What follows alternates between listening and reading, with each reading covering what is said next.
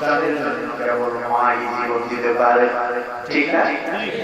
এই পৃথিবীতে সন্তানের জন্য মাই জীবন দিতে পারে।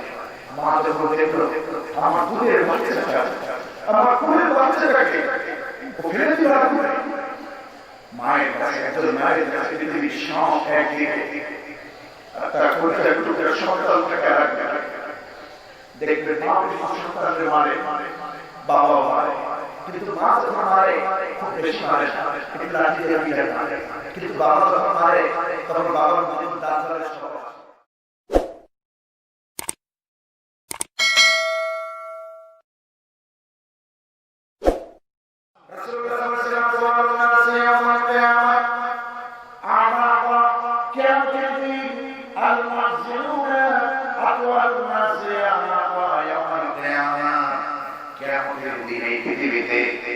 যারা আল্লাহর জন্য আযান দিয়েছে, মসজিদে হুক্কা দিয়েছে, কিয়ামতের দিন ওই মুয়াজ্জিনদের সবার চাইতে মুয়াজ্জিনদের ঘাড় উঁচু করে দিবেন আল্লাহ। আপনি আপনার এলাকার মুয়াজ্জিন দেখেই শিখতে চাইবেন যে আমাদের মাদ্রাসা বলি, আমাদের সমাজে মুয়াজ্জিনের দাম না, মুয়াজ্জিনের মূল্যায়ন করা হয় না, ঠিক না?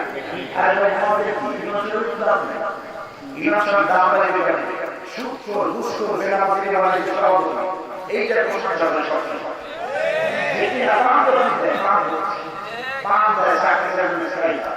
আরে ভাই তুমি চাকরি তো আমি করি না, তুমি যদি মসজিদে নামাজ পড়ো আমার মসজিদে 10,000 করে চলে আসে। আমরা কি মসজিদে হিম্মত করি না? আমরা জমা করি না? আমাদের কাছে বহুত দূর থেকে মসজিদে আসে না, চাকরি হয় করে চাকরি থাকে না, চাকরি হয় করে চাকরি আল্লাহকে ভয় করে চাকরি থাকে। আমার এই 3 বছর 4 বছর আমি চলছে মসজিদে দেখেন আল্লাহ সহ কমিটি বৃন্দ সকল সব বলে দিতে আমাকে মুক্ত কণ্ঠে আমাকে বলতে দিতে হবে, ইসলামের আমল দিতে হবে, আমার বাক স্বাধীনতায় হাত দেওয়া যাবে। আল্লাহ সকল যত শক্তভাবে ইমান দোষে কথা বলি চাকরি করে শক্ত হয়, চাকরি করে শক্ত হয়। রেজেকের মালিক আল্লাহ, রেজেকের মালিক আল্লাহ। সুতরাং স্থানে লোকাল ইমাম যারা, স্থানীয় এলাকার ইমাম যারা, আপনাদেরকে ছোট ভাই হিসেবে আমি আপনাদের অনুরোধ করবো, নিজেকে ছোট ভাববেন না। আপনি ইমাম, আপনি শুধু নামাজ পড়েন না, আপনি বিদায় অবস্থায়, আপনি সমাজের, আপনি সমাজের নেতা। সমাজে বানাইছে বলে তার পাওয়া দেওয়া লাগবে, তার পাওয়া দেওয়া লাগবে, এটা কথা নয়, ঠিক কিনা? সমাজ যদি ভালো হয় আল্লাহ সম্মানিত আসলে আছে, ইসলাম তো শিখাইছে মৌলিক সম্মান, ঠিক কিনা? কিন্তু নামাজ বুঝে বলে না, নামাজের যদি দুর্নীতি করে আমাদের প্যারালাইসিস করবে, আকার শুরু হবে, এখন শুয়ে আছে নামাজের কোনো বালাই নেই, করে নেই, 2 মিনিট আগ করে আমার কাছে সব ঠিক আগ করে ফোন দিয়ে বলে মধ্যে সারা রাতে কি ঘুমান কি না খাই, 2 মিনিট পরে যাওয়া হলো, এরকম খবরদারি সভাপতি সেক্রেটারি ইমামদেরকে মসজিদ দেরি করে না, এই সমস্ত ব্যাপক থেকে আমাদের দেশকে ইমামকে খবরদারি করা, ইমামের উপরে কর্তৃত্ব ইমাম শহীদ করা অধিকার আপনার নয়। ইমামের পায়ে বসে যতগুলো ধুলো থাকে এই একটা ধুলো সম্পূর্ণ ইমাম না। কোরআন হাফেজের যে মর্যাদা, কোরআন হাফেজ রাস্তা দিয়ে হেঁটে গেলে তার পায়ে ধুলো লাগে যে মর্যাদা, আমি হচ্ছি সেই মর্যাদা। এটা মনে রাখতে হবে, ভালো করে, ঠিক ইউসুফ জনাব দেখলো যে আফ্রিকার কথা বলে সবাই শুনে পড়তে মুসলমান হয়ে যাচ্ছে, কি সাংঘাতিক অবস্থা। বন্ধুগণ, সূরা হুদের মধ্যে আল্লাহ বলেছেন ওই ইউসুফ জনাব কি করলো, আব্দুল ইবনে সাবিতকে দুনিয়া থেকে বিদায় করা হয়েছে। এখন যারা তার ধর্ম মেনে নিয়ে ইসলাম গ্রহণ করে মুসলমান হয়ে যাচ্ছে, ওই ইউসুফ জনাব অত্যাচারী বাদশাহকে পরে নারী পুরুষ ধরে তাদেরকে শাস্তি দেওয়া শুরু করলো। আর শাস্তিটা কি? উতিলা আসহাবুল উখদুদিন নারি যাতির উকুদ। একটা বিরাট আগুনের কুণ্ডলী বানাই, সে আগুনের কুণ্ডলীর মধ্যে নারী পুরুষ যেই মানে ইমান থেকে যদি না ফেরে তাহলে ওখানে ফালায় দেয়। এখন একটি বাচ্চা মায়ের কোল থেকে একটি বাচ্চাকে জোর করে টেনে নিয়ে আগুনের মধ্যে রাখা হয়। আগুনের মধ্যে ওই জোনাস ইউসুফ জোনাস তার বাচ্চা নারী পুরুষ সবাইকে আগুনের মধ্যে ধরা দিয়েছে। কোরআন বলছে ইনহুম আলাইহা ওয়া হুম আলা মা ইয়াফআলুনা বিল মুমিনিনা শুহুদ। তারা তো আগুনের কুণ্ডলি বানায় নারী পুরুষদেরকে বানায় ফেলে দিচ্ছে। তার অপরাধ কি? ওমা নাকামু মিনহুম ইল্লা আইয়ুমিনু বিল্লাহিল আজিজিল হামিদ। এক পরাক্রমশালী মহান আল্লাহর প্রতি ঈমান আনাই তাদের অপরাধ। আমাদের দেশে আছে না? ইসলামের পথে আমাদের অপরাধ, দিনের দাওয়াত দেওয়ায় আমাদের অপরাধ।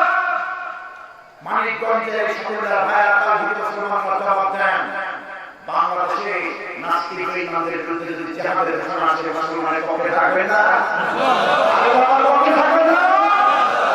যে শাস্তি মুসলমানদেরকে দেওয়া হবে আমরা কোন শাস্তিকে ভয় করব না, ঠিক কি না? দেখেন না আপনি স্বামীকে মানবে তাতেও খ্যাত হয় না। ইউসুফ জোনাস তার দরবার নিয়ে আপনি কুণ্ডলি করে মুসলমান নয় বাইরে বিষয় একটা একজন আগুনের মধ্যে ফেলে দিচ্ছে। আমার বন্ধুগণ ওখানে ফেলে দিচ্ছে। এক মা সামনে যখন এসে মাকে ভয় দেখাচ্ছে ইউসুফ জোনাস, মা ওই মহিলা তুমি ঈমান বাদ দাও, তুমি আল্লাহকে অস্বীকার করো, তোমার দিন অস্বীকার করো, না তোমার বাচ্চাকে আমি ফেলে দেব। শুধু বলা না, কিতাবের বর্ণনায় পাওয়া যায় ধারাবাহিকভাবে ইউসুফ জোনাসের একজন নারী পুরুষ এক একজন নারী পুরুষ ওই আসমানের দুধের মধ্যে আগুনের কুণ্ডলীর মধ্যে এক একজনকে করে বাইরে বাইরে ফেলে দিচ্ছে। একজন মা যখন সামনে এসে গেল, এই মায়ের সামনে ইউসুফ জোনাস গিয়ে বলছে, ও মহিলা তুমিও কি মরতে চাও?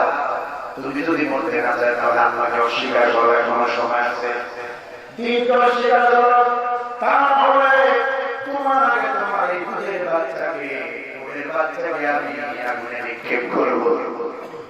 জ্বলন্ত আগুন দুধের বাচ্চাকে ওই মা যখন আল্লাহকে ছেড়ে দিলেন না, দিনকে ছেড়ে দিলেন না, আল্লাহ ভয়কে ছেড়ে দেন নাই, ওই মায়ের কোল থেকে ওই দুধের বাচ্চাকে ইউসুফ জোনাস ছিনায় নিয়ে আগুনের মধ্যে নিক্ষেপ করে দিল। মায়ের যখন দুধের বাচ্চাকে ছিনায় নিয়ে আগুনে ফেলে কেমন কষ্ট হয় মায়ের, কিন্তু কেমন ঈমান ওয়ালা মা, কেমন ঈমান ওয়ালা মা চিন্তা করলো আমার বাচ্চাকে ফেলে দিবে। তাফসীরে কিতাবে এই পৃথিবীতে কয়েকজন বাচ্চা 6 মাস থেকে জেলে বসে যেই বাচ্চা কথা বলতে পারে না, মুখের ভাষা বোঝে নাই, এই মুখে ভাষা বোঝে নাই এমন বাচ্চাদের মুখ থেকে আল্লাহ গায়েব মদত দিয়ে আল্লাহ ছোট্ট বাচ্চা বসে কথা বলায় সাক্ষী দেওয়া। যেমন এই আসমানের বিরুদ্ধে, যেমন ইউসুফ আলাইহিস সালামের সঙ্গে জুলাইখা নামের যে মহিলাটি যে আচরণ করেছে, যে উদ্দেশ্য হাসিল করতে চেয়েছে, আপনারা বলুন তো কোরআন থেকে সবাই তারা ঠিক করে ব্যাখ্যা করেছে, তফসীর করেছে। ইউসুফ আলাইহিস সালামের এক আনাও দোষ ছিল, এক পয়সার দোষ ছিল, বিন্দু পরিমাণ দোষ ছিল। জুলাইখা নামের সেই মেয়েটি তার যে চরিত্র, তার যে আশা, সেটা যখন সফল হলো না, তখন বাদশার কাছে সামনে বলে গেল কাপড় চুপড় ছিঁড়া, ইউসুফ আলাইহিস সালামের পিছনের কাপড় ছিঁড়া, পিছনের কাপড় ছিঁড়া, সামনের কাপড় ছিঁড়া, সব। তো ইউসুফ আলাইহিস সালামকে শাস্তি দিলেন বাদশা, যে তুমি আমার স্ত্রীর সাথে স্ত্রীর ইচ্ছা লঙ্ঘন করতে চেয়েছো, তোমাকে শাস্তি দেব। বন্ধুগণ, সাধারণত তাফসীরের ভিতরে এসেছে 70 পক্ষে সাক্ষী দিয়েছে পৃথিবীতে যে বাচ্চাগুলি অল্প বয়সে মুখের ভাষা বোঝে নাই। এই বাচ্চাগুলির মধ্যে অন্যতম একটি বাচ্চা হলো ওই জুলাইখার ঘরে একটা ছোট্ট দুধের বাচ্চা ছিল, দোলনার মধ্যে দোলনা ছিল। কিতাব প্রমাণ করে ইউসুফ আলাইহিস সালাম যখন নির্দোষ, তার উপর ধরা খায়। আর আপনারা দেখতে পাচ্ছেন জালিম বাদশারা এই পৃথিবীতে অন্যায় না করে অন্যায়কারী বানায় দেয়, যে অপরাধ করে নাই অপরাধী বানায় বছরের পর বছর জেল দেয়। আছে না? আছে না? ইউসুফ নবী অন্যায় করছিল, তারপর ওই দুধের বাচ্চা দোলনা থেকে বলছে, তার মুখের ভাষা আল্লাহ খুলে দিয়েছে, বলতেছেন আপনার আজিজের মিশর, এই মিশরের বাদশা ইউসুফ নবী অন্যায় করেছি কি করে না এটা বলবো না, তবে আপনি ইউসুফ নবীর পরিচিত বস্ত্র দিয়ে প্রমাণ করেন। সেটা কি? আপনি দেখেন ইউসুফ নবীর জামাটাও সামনে থেকে ছিঁড়া পিছন থেকে ছিঁড়া, যদি পিছন থেকে ছিঁড়া তাহলে মনে করবেন ইউসুফ নবী দোষ করে নাই, যদি সামনে থেকে ছিঁড়া হয় তাহলে মনে করবেন ইউসুফ নবীর দোষ আছে। কারণ একজন পুরুষ যদি একজন নারী ইজ্জত হরণ করতে চায়, ওই নারী যখন হাত দিয়ে প্রতিবাদ করে পিছন দিকে না তার সামনে, কথা বলেন পিছন দিকে না তার সামনে। সূরা ইউসুফের এই আয়াতটি পৃথিবীর আইন পাস হয়েছে, সুপ্রিম কোর্ট নিয়েছে। সূরা ইউসুফের এই আয়াতটি সুবহানাল্লাহ বলেন না, পিছন থেকে ধরলে কি হয় আর সামনে থেকে ধরলে কি হয়। এই আইন থেকে ব্যবসা করে কোটি কোটি টাকা ব্যবসা করে, এই আয়াত দিয়ে তারা আইন দাঁড় করেছে। সুপ্রিম কোর্টের হাই কমান্ডার করা এই আইনকে আগে করেছে। সুবহানাল্লাহ। ওই ছোট্ট ছোট বাচ্চা বলে দিল যে যখন সামনে থেকে এরকম কাপড় দিয়ে ছেড়া মনে হবে তখন বুঝতে হবে যে সুলাইখার দোষ, ইউসুফের দোষ। আর যদি পিছন থেকে ছেড়া দেখেন তাহলে বুঝতে হবে সুলাইখার দোষ। ইউসুফ আলাইহিস সালামের ছেড়া দেখলে কোন অংশ থেকে? পিছনের অংশ থেকে। তার মানে ওই ছোট শিশু বাচ্চা আর মুখে থাকতে পারে নাই, বসে থাকতে পারে নাই, দুধের বাচ্চা করুণার মধ্যে সত্যের সাক্ষী দিয়া ইউসুফ আলাইহিস সালামকে সত্য রূপে চরিত্রবান রূপে পৃথিবীর শ্রেষ্ঠ মানুষ রূপে পরিচয় করায় দিলেন আজিজ মিসর। এরকম কেবল শিশু বাচ্চা আসহাবে উখদুদ ওই আগুনের কুণ্ডের মধ্যে ফেলে দিল। অত্যাচারে জালেম বাদশা ইউসুফ দুধের বাচ্চাকে ফেলে দিয়েছে। মহিলা, তোমার দুধের বাচ্চাকে ফেলে দিলাম, এখন নাকি তুমি আমার উপর ঈমান আনবে না, এখন নাকি তোমার আল্লাহকে পরিত্যাগ করবে না, তোমার দ্বীন পরিত্যাগ করবে না। আমার ভাইরা, এই পৃথিবীতে এটা সত্য, সন্তানের জন্য কেবল মাই জীবন দিতে পারে, ঠিক না? এই পৃথিবীতে সন্তানের জন্য মাই জীবন দিতে পারে। মা যখন দেখলো আমার দুধের বাচ্চাটা, আমার দুধের বাচ্চাটাকে ফেলে দিল আগুনে, মায়ের কাছে একজন মায়ের কাছে পৃথিবীর সব একদিকে আর তার কলিজা টুকরা সন্তানটাকে আরেকদিকে। দেখবেন মা সন্তানকে মারে, বাবা মারে, কিন্তু মা যখন মারে খুব বেশি মারে না, একটু লাঠি দিয়ে পিটায় মারে। কিন্তু বাবা যখন মারে তখন বাবার মধ্যে দাঁত ধরে সব আসে, জোরে জোরে মারে সব। মা তার সন্তানকে কোলের মধ্যে নিয়ে নেয়, মা তার সন্তানকে কোলের আঁচলের মধ্যে নিয়ে নেয়। ও তো বেশি কিছু অন্যায় করে নেয়, ও আর ভাবলেন না। আমি আমার জীবনে দেখেছি, আমার ছোট্ট জীবন থেকে মায়ের মৃত্যুর আগ পর্যন্ত আমি দেখেছি। আমি না, আমার ছয়টা ভাই, আল্লাহ বাঁচিয়ে রেখেছি। এই ভাই কোনো একটা ভাইকে কোনো একটা পক্ষে আমার মা কোনদিন এই হাত দিয়ে আঘাত করেছে কিনা আমি দেখি। আপনি দেখেন আমার মায়ের আঘাত একটা থাপ্পড় দিক মারে, বাবা বেঁচে, মাকে দেখে একটা গাড়ি চালাচ্ছে। আমার মা ছিলেন একটা শক্তিশালী নারী, পর্দাশীল নারী, আল্লাহর ওলি। আপনারা তো সাসিনা নাম শুনেছেন? সাসিনা বিশ্ববিদ্যালয়ের একজন জবরদস্ত একজন খলিফা ছিলেন দক্ষিণবঙ্গে। আমার রাজা মরহুম আব্দুল মান্নান, তার বড় মেয়ে আমার যেমন তার দিনের বেলা আমি আমার মাকে আমার সাথে করে যাইতে দেখি।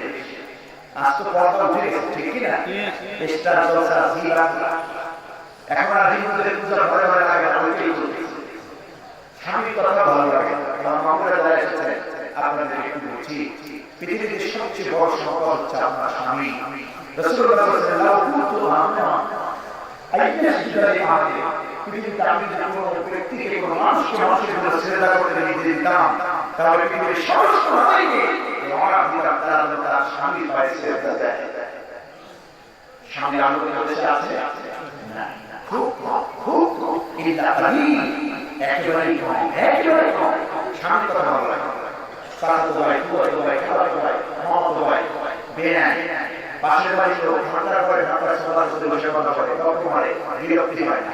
স্বামীর সাথে যদি ডাকে বিরক্তি হয়। এরকম লোক আছে না? নাই এলাকায় এলাকায় আছে কি আছে? রাসূল বলেছেন, কোন স্ত্রী যদি মারা যায় আর ওই স্ত্রীর স্বামী যদি দুনিয়ায় বেঁচে থাকে অতাও জুহান হারাম দেয়। কোন স্ত্রী মারা গেল, আপনারা জবান খুলে বলেন তো, স্ত্রী মারা যায় স্বামী বেঁচে থাকে এরকম আছে না? কোন স্ত্রী যদি মারা যায় স্বামী যদি বেঁচে থাকে অতাও জুহান হারাম দেয়। স্বামী যদি স্ত্রীর উপরে খুশি থাকে, স্বামী যদি স্ত্রীর উপরে সন্তুষ্ট থাকে, স্ত্রী মরে গেছে কিছুই ভালো লাগে না, ঘরে শান্তি নাই, বাইরে শান্তি নাই, ঘুমাতে গেলে মনে করে প্রিয়তমার কথা, গোসল করতে গেলে বউয়ের কথা মনে করে, খাইতে গেলে মনে করে, সব সময় মনে করে, বলতে পারে না।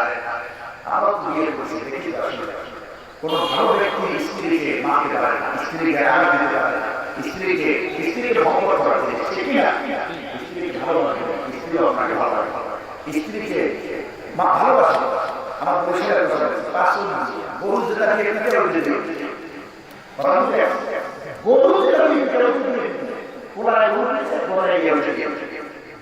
আপনি যদি গরু পিঠের রসে বলে আমার মাকে মারেন, আপনার আমার মাকে তো আপনার বিশ্বাস দিবে না।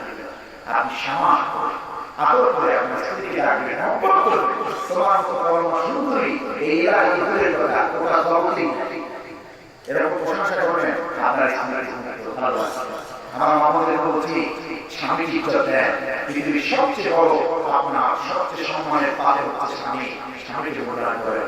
রাসূলুল্লাহ বলেছেন স্বামীকে সন্তুষ্ট করে যদি কোনো স্ত্রী মরে যেতে পারে, মরে যায়, রাসূলুল্লাহ বলেছেন দাখালাতিল জান্নাহ, ওই নারী আল্লাহর জান্নাতে প্রবেশ করবে। আমি আমার মাকে দেখেছি আমাদের আবাদের সংসারে, গরিব ভাঙা সংসারে কোনদিন আমার মার কাছে অনেক দাবি করতেন না, এইটা দেন না, ওইটা দেন না। পৃথিবীতে মা কি আমার মায়ের ঘরে মা খুবই কম পাওয়া যায়। অবশ্য সকলের মা সন্তানের কাছে একজন প্রিয় মানুষ। আমি আমার মাকে দেখছি মিথ্যা কথা বলতেন না। চাচার কাছ থেকে একটা ফল যদি আনতাম, মায়ের কাছে গেলে মা জিজ্ঞেস করতো আপু এই আমটা কোথায় পেয়েছো?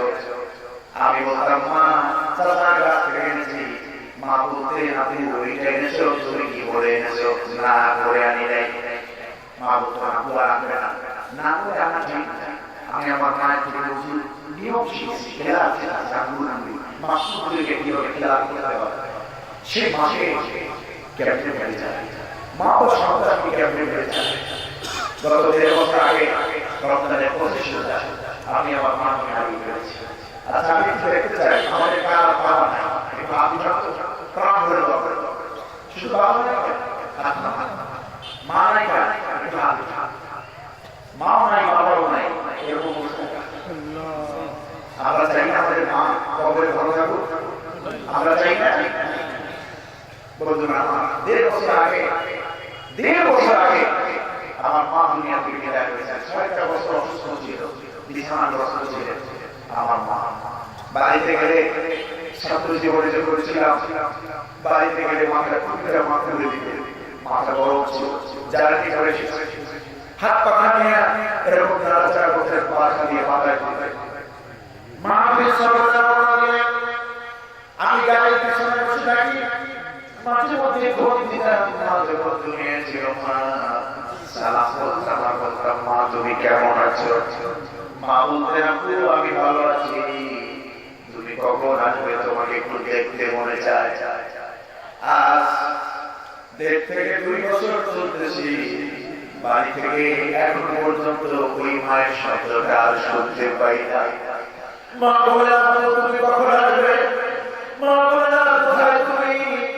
আজ বাড়িতে গেলে দরজার সামনে মায়ের খবরটা, ঘরের মধ্যে যাই সবার মধ্যে কি, কিন্তু মায়ের মুখ দেখতে পাই না। মায়ের মুখে কিছুদিন আগে আমি বাড়িতে গেছি, আমার মন কেমন যেন বাবা সাথে এই বছর রোজা পর্যন্ত আমার কি পর্যন্ত আমার মা হয়তো নাম রাখতে পারে। আমি একটু মায়ের সঙ্গে ঢাকা ছিলাম, আমি মায়ের তা আমি নামাজ পড়তেছিলাম, নামাজের মধ্যে মায়ের কথা মনে পড়ে গেল, আমাদের ঘরে মনে পড়ে গেল। রুমে যখন গিয়েছি চোখ দিয়ে পানি বলে আমার মাকে একটু দেখবো। শতকাল ব্যস্ততা রেখে রমজান একটু ব্যস্ততা রেখে টেলিভিশনের প্রোগ্রাম থাকে, পত্রিকা লেখালেখি থাকে, এফতার মাহফিল থাকে, সব ব্যস্ততা রেখে বাদ দিয়ে 3 দিনের ছুটি নিয়ে বাড়িতে গেলাম। মায়ের সাথে একটু দেখা বাড়িতে গিয়া ইফতার সামনে নিয়ে মাকে মায়ের মুখে এক চামচ শরবত মুখে দিয়ে দিলাম বিসমিল্লাহ বলে। মা তো লাগতে পারে না, অসুস্থ। মাকে মুখে আমি জানতাম না আমার জীবনের শেষ পানিটা আমার মায়ের মুখে আমি দিলাম। আমার মাকে মায়ের মুখে যখন একটা করে পানি শরবত দিলাম, আমি বলছি মা তুমি তো বহু কষ্ট করেছো, আমাদের কি মাদ্রাসা পাঠাইছো, বিকেলে খাবারটা খাওয়াইনি, তুমি অনেক সময় ডাক্তার গেছে। মা তুমি তো বহু কষ্ট করেছো, আমরা তোমাকে শান্তি দিতে পারি নাই। আমার মনে আছে তুমি আমাদেরকে এই রমজান মাসে নানা ইফতার বানায় খাওয়াইছো, আজ তোমার হাতে ইফতার খাইতে পারি না। মা গো তুমি আজকে অচল হয়ে গেছো, তোমার আজকে খাবার দাবারের অভাব নাই, তুমি খাইতে পারো না। আল্লাহর রাস্তায় তুমি আমাদেরকে মাফ করে দিও মা, তোমার খেদমতটা আমরা ঠিক মতো করতে পারি না। আমি তাকায় দেখি মায়ের চোখ দিয়ে পানি ঝরছে, মায়ের কপালে চুমু খাই না, বাবা মায়ের মুখের মধ্যে চুমু খাই না। মা দোয়া করো আল্লাহর রাস্তায় আমাদেরকে মাফ করে দিও, তোমার খেদমত করতে পারি নাই। আমার বন্ধুগণ, মায়ের ইন্তেকাল যেদিন হলো ঢাকা থেকে চলে আসলাম শুনে ভাইরা তখন কান্নাকাটি করে, আমি কান্না করি নাই, যেহেতু ধরে ধরে কান্না ইসলামে নিষেধ। ঠিক আমি কান্না করতে পেরে গেছিলাম, সবাইকে সান্ত্বনা দিচ্ছি, ও ভাই মা তো এই পৃথিবীতে মায়ের তুলনা তো কিছুই হয় না, কিছুই হয় না। মাকে যখন কবরে রেখে দিলাম, আমি মাথার কাছে রেখেছি, মাকে যখন কবরের সময় দিয়েছি, মনে হলো পৃথিবীটা আমার কাছে বন্ধ হয়ে গেছে, আমি আর মায়ের মুখ দেখতে পারবো না, এই মায়ের চেহারা দেখতে পারবো না। বাবা ভাই বললো তুমি কেমন আছো, এই কথাটি আর কেউ বলবে না। বাড়ি গেলে আমার মায়ের চেহারাটা দেখবো না, জন্মের মতো নিজের বাইরে কবরে রেখে এসেছি। আর আমাকে মায়ের জন্য দোয়া করি, মসজিদে দোয়া করি, একা একা দোয়া করি। আমার ভাইয়া আমাদের প্রত্যেকের মায়ের জন্য, প্রত্যেকের বাবার জন্য আমরা দোয়া করবো প্রাণ খুলে। রাজি আছেন? রাজি আছেন? সন্তানের দোয়া হওয়ার জন্য না জানলে কারণ হয়ে যাবে। আমরা সকলে মিলে প্রাণ ভরে বাবার জন্য দোয়া করবো, আল্লাহ বিন্দু পরিমাণ আজাবও আমার মা বাবাকে কবরে দিতে পারবো না। রাজি আছেন না? সম্মানিত ভাইয়া, সুতরাং বাবার জন্য দোয়া করবো। বলছিলাম যে মায়ের মুখ থেকে বাচ্চাটাকে ছিনিয়ে নিয়ে ওই উত্তরা চারিপাশে আগুনে ফেলে দেবে। বাচ্চাটা যখন ফেলে দিল, মা চিন্তা করলো আমার বাচ্চাটা ফেলে দিল আগুনে, ওই বাচ্চাটা আগুনের মধ্যে থেকে বাচ্চারা জবাব খুলে যাবে। বাচ্চারা জবাব খুলে এসেছে, ওই জালের বাচ্চারা তুমি ভয় পেও না, এই আগুন দিয়ে তুমি ভয় পেও না, এই আসার উপরে তুমি ভয় পেও না, তুমি তোমার চর্মচক্ষে দেখতে পারো এটা আগুন, এখানে সাথী আল্লাহ নামে সাথ দাও, আগুন নয়, এটা যেন ফুলের বাগান হয়ে গেছে।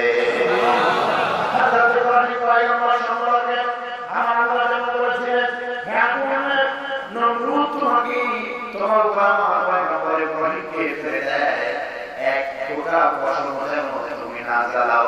কুলনা ইয়া নারু কুনি বারদান ওয়া সালামান আলা ইব্রাহিম।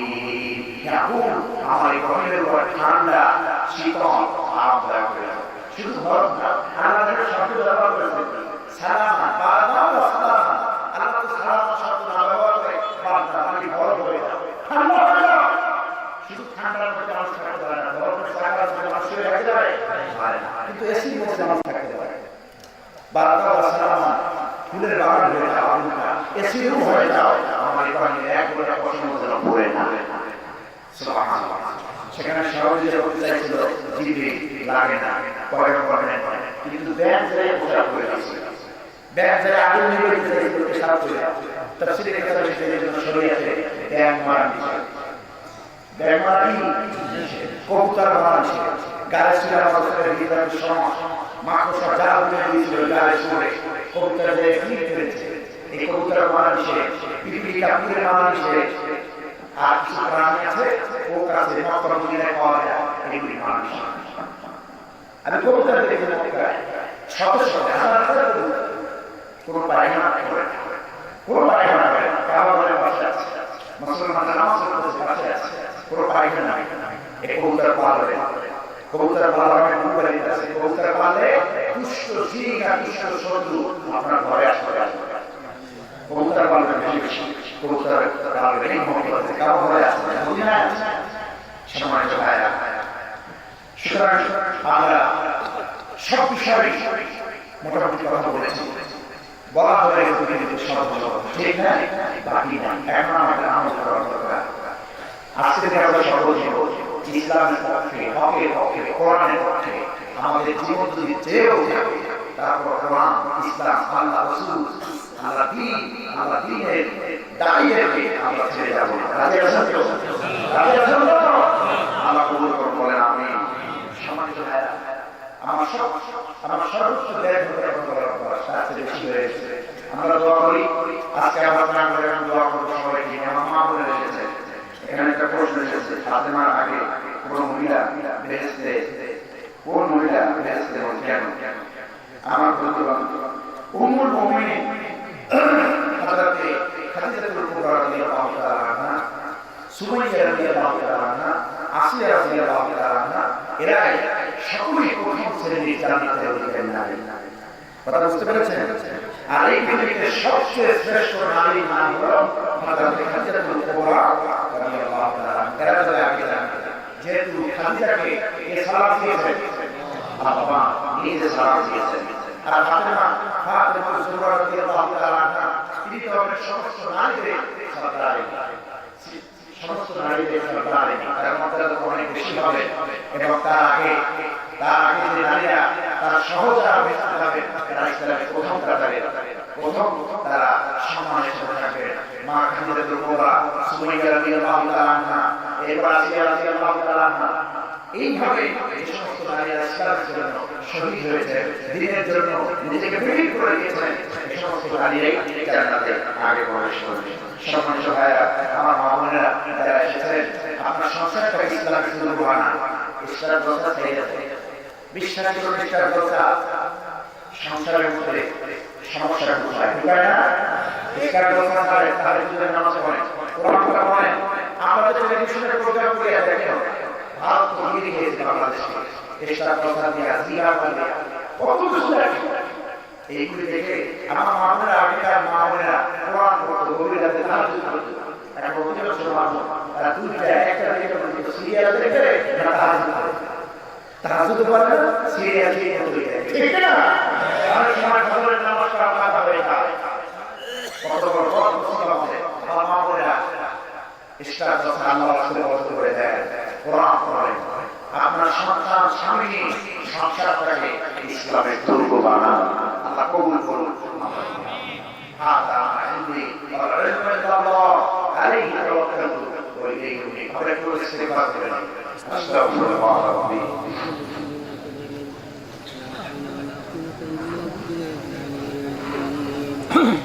আস্তাগফিরুল্লাহ আল্লাযী লা ইলাহা ইল্লা হুয়াল হাইয়ুল কাইয়্যুম ওয়া আতুবু ইলাইহি লা হাওলা ওয়া লা কুওয়াতা ইল্লা বিল্লাহিল আলিয়্যিল আযীম। আল্লাহু আমিন। ربنا ظلمنا أنفسنا وإن لم تغفر لنا وترحمنا لنكونن من الخاسرين. ربنا آتنا في الدنيا حسنة وفي الآخرة حسنة وقنا عذاب النار. رب ارحمهما كما ربياني صغيرا. رب ارحمهما كما ربياني صغيرا.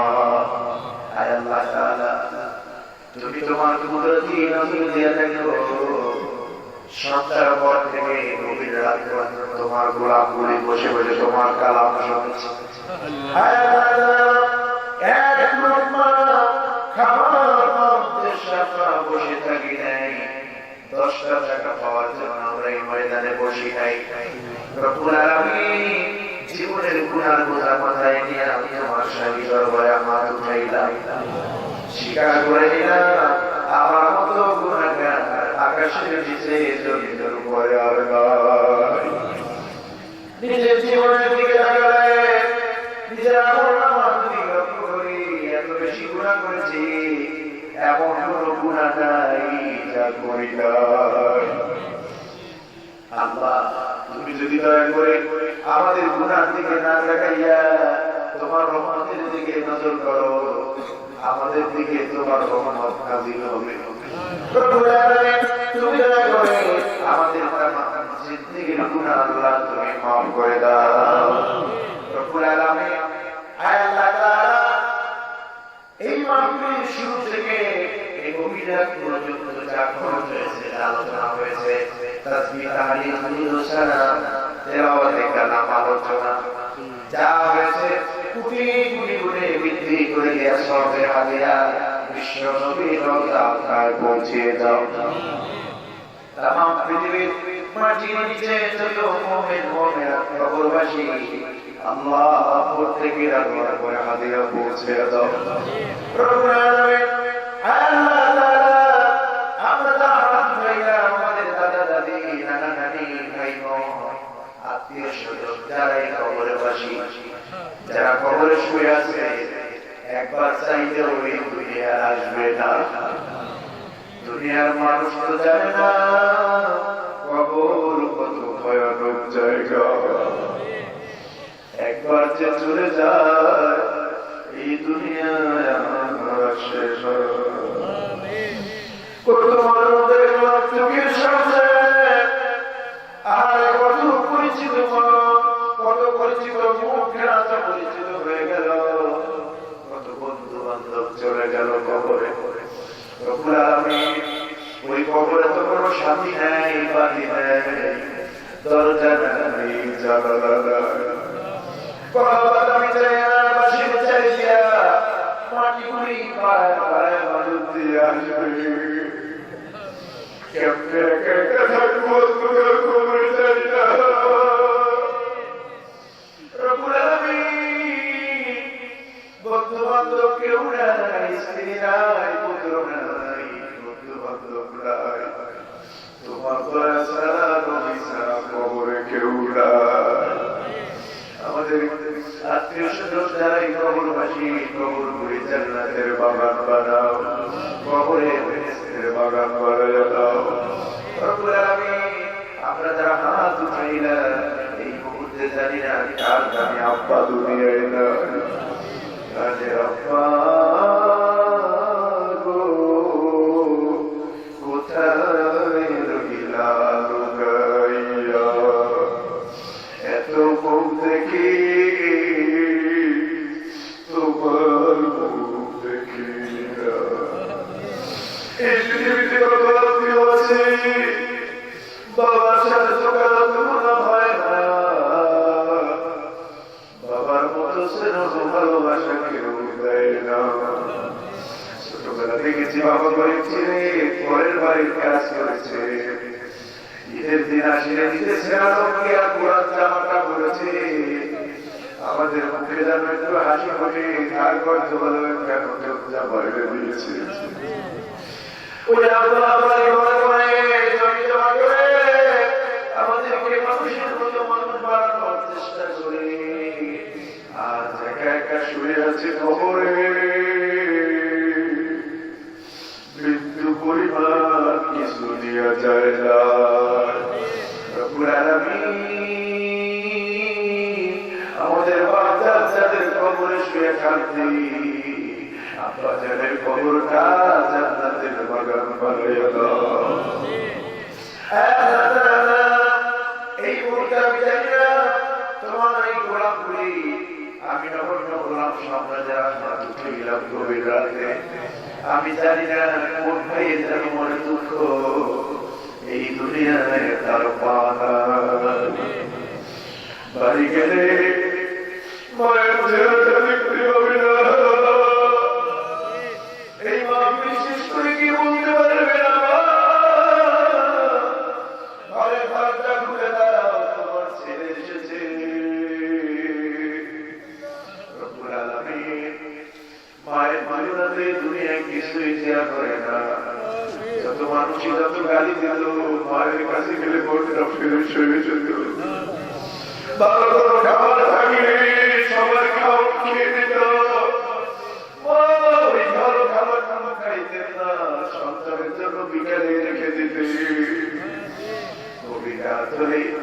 সবাই ঘুমায় পড়তো, বাবা ঘুমায় গেছে, ভাই বোন ঘুমায় গেছে, দাদা দাদি ঘুমায় গেছে।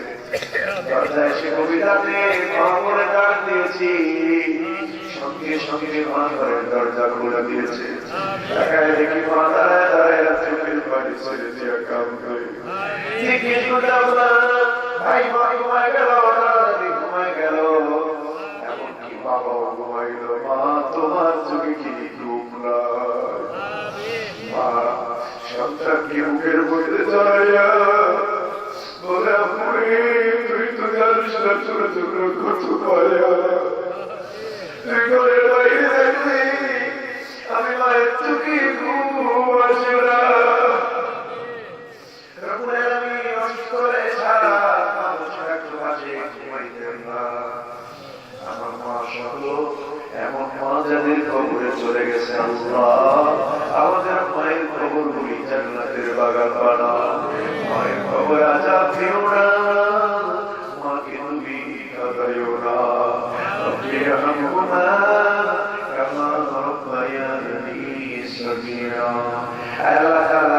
আমাদের মা বাপ যাদের বেঁচে আছেন, হায়াতে তাইয়্যিবা সেহাতে কলিয়া দান করো, ভগবান খেদমত করার তৌফিক দাও। আল্লাহ আমাদের স্ত্রী পুত্রের উপর, পরিবারের উপর খাস রহমত নাযিল করো।